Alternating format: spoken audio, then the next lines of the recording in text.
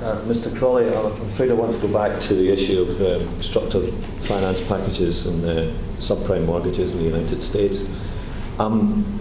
Looking back at that period, to what extent did the business model for rating these, with banks negotiating with rating agencies for each issue, encourage a form of rating shopping? Did they try to structure these packages to maximise the ratings? It was two things. I'm going to be helpful to the committee, but two observations I have to make. Once this is 5 years ago now, and we've made various representations over the years around this. Second point is we're talking about US structured finance, which is an area of the business I have never been involved in, so I'm not familiar with it. But I would say this, and I'll repeat what I said earlier on in the hearing. We rate according to our criteria, and whether it is structured finance or whether it is rating a company or an insurance business or a bank, we have our criteria, we have our information requirements, we take that, we work against the framework of our criteria, and we then take it through the committee analysis and decision process. So structured finance in the US would have been no different. We rate according to our criteria. Mr. Drevon, perhaps I should ask you then, if Mr. Crawley says he had nothing to do with this. Do you recognise this term rating shopping, and did banks issuing these securitised packages negotiate with Moody's to try to shape the packages to get the best rating they could? I think the concept of rating shopping certainly happened. I think it's well known that this was, I think, one of the issues with the way the US structured finance market performed. And in fact, it is one of the side effects of having, in fact, very transparent methodologies, because as soon as you publish something which has very precise criteria to the market, underwriters will read this very carefully and try to optimize the structure in response to those criteria and therefore achieve the highest possible rating. So that is a side effect of transparency, and in that context you had what is so-called rating shopping, where underwriters would approach different rating agencies, and to the extent that one or two rating agencies were not in a position to achieve the rating desired, they would not work with that rating agency. In fact, you could argue that rotation, as proposed by the European Commission, may achieve the same thing, because every 3 or 4 years it would be open to each issuer to, in fact, retender for a rating, and in all likelihood they would want to choose the highest rating. Okay, thank you. So you're confirming that rating shopping took place. People tried to game the agencies to maximise their rating. Going back to the initial question that the chairman opened the session with, in those circumstances, what steps did someone like Moody's take, given that the fees being paid were very lucrative and were becoming a growing part of your income? What steps did you take to make sure that the ongoing commercial relationship didn't pressurise analysts to, if you like, inflate the ratings? Well, in fact, that is probably one, I think, the most significant changes which came at the initiative, in fact, of the rating agency, and I can speak for Moody's, but also was subject to regulatory oversight. And this was creating a complete separation between the analytical side and the commercial side. And I think we've seen around this table, we have certain individuals who are focusing purely on the analytical side, and others who have responsibilities which may include commercial aspects. So an analyst at Moody's will have no information about the level of fees, will not be involved in any commercial discussions, will not be involved in any contractual discussions, and will have obviously an additional requirements in terms of not holding any security of a issuer that analyst would potentially rate. So there are a number of ways to manage this, and it's going to be now subject to supervision. ESMA will come in and check that we are operating under those rules. We believe we are, but there will be oversight by a supervisory body to do that. So are you saying there's a sort of internal Chinese wall? Absolutely. Between those doing the analysis and those negotiating the fees? Yes, absolutely. Okay. Moving on to you, Mr. Taylor, I want to ask you a question about the general way that rating agencies are paid In the early days of rating agencies, it was the investor who paid. The investor would say, I'm thinking of investing in this product, would you rate it for me? What's your assessment of the strength of this product? It's not like that anymore. It's the issuer who pays the fee. It's the seller of the product who pays the fee. Doesn't that create a conflict of interest with the seller paying the person who is expressing a rating opinion on this product for the investor market? Yes, it does create a conflict of interest. I think the key thing is to recognise that conflict of interest and to manage it.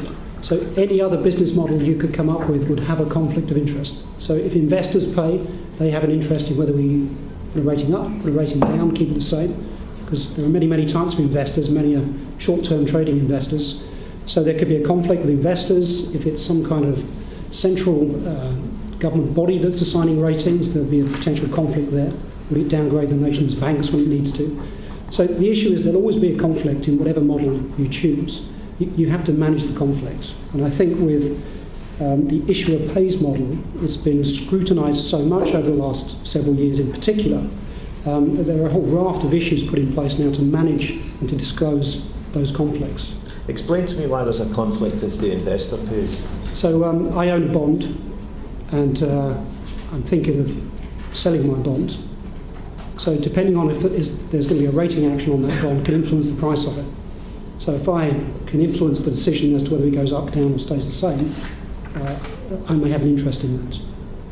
So across the industry, if you recognise that there is a conflict of interest in this issuer pays model that you all use, has there been any cross-industry discussion, or is there a deep internal discussion, say in your firm, about could we come up with something else that, we admit there's a conflict of interest here, could we come up with something else that would give greater market confidence about who pays us and how we earn our fees? So we have had those discussions internally. We can't come up with a solution that allows us to keep the scale of activity we have, to have the breadth of coverage we have, and to have the independence that we have. So the issuer pays model is understood, it's accepted. And when you talk about improving market confidence, I think the market still has confidence in credit rating agencies and the work they do. We're still used by people, they still talk to us on a regular basis. I think they're a bit wiser now in terms of using other sources as well. There's less blind faith. But we still have perfectly good discussions with the market. You must accept the reputation of the rating agencies took a very substantial hit after the whole American experience. Yes, it did. We're still talking in sweeping statements about the work of the rating agencies, which is how we started. We're now talking about subprime structured finance. We're back to the point about there'll always be some individual mistakes. So if you're an investor in corporate or FI securities, you're probably quite happy with the work that's been happening for the last 10 years. Mr. Reid, I'll come back to you in a second, Mr. Crawley. But just coming to you on this investor pays model, the issuer pays model that's used. What's your view of this? Do you think it's the right thing going forward? Do you question it at all? We have spent a lot of time considering the model as well. This model's actually been in place for about 40 years, so it's not a new change that's been made. One of the benefits of the issuer pay model is that ratings are widely available and they're free of charge to anyone who actually wants to use them. Well, they're free of charge to the investor. They're free of charge to the investor, so they're publicly available. Thank you. Yes, I mean, I was two observations. One, actually, within our ratings business, we do have parts of our ratings business which is actually an investor pays model. But the other point was actually just already made, which is the key thing about the issuer pays model is it does allow very broad dissemination of ratings at the same time across the market. So it creates the widest market scrutiny about those ratings. And the issuer pays model is a model that, as was just said, has been around for 30, 40 years, and it actually came about and originally rating agencies had an investor pays model, and it was actually the market that required that change because of that ability to get wide dissemination.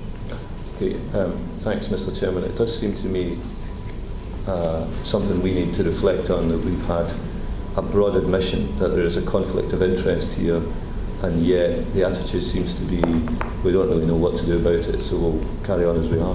There is a potential of a conflict of interest. It is about how it is managed, and under existing regulation and supervision with ESMA, it is something which is quite it is part of the work that we do with ESMA all the time around demonstrating that we have appropriate processes, procedures, firewalls, etc., to manage that potential in a satisfactory way. I would also add, I would argue that the issuer will be incorporating the price of the rating within their overall sales price of the security. Thank you very much for coming in this afternoon. It's been bumpy at times. I thought you didn't want to come in. No, I do. Oh, I'm sorry, Mark. Mark wants to come in. It may be a bit more bumpy in a moment.